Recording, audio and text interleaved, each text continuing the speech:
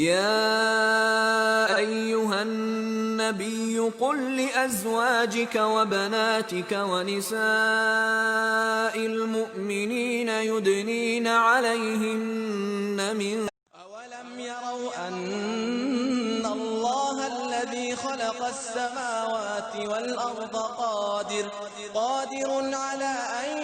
يخلق مثلهم وجعل لهم أجلا لا ريب فيه فأبى الظالمون إلا كفورا. قل لو أنتم تملكون خزائن رحمة ربي إذا لأمسكتم إنا أنزلناه في ليلة القدر وما أدراك ما ليلة القدر ليلة القدر خير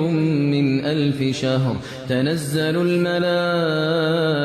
والروح فيها بإذن ربهم من كل أمر سلام هي حتى مطلع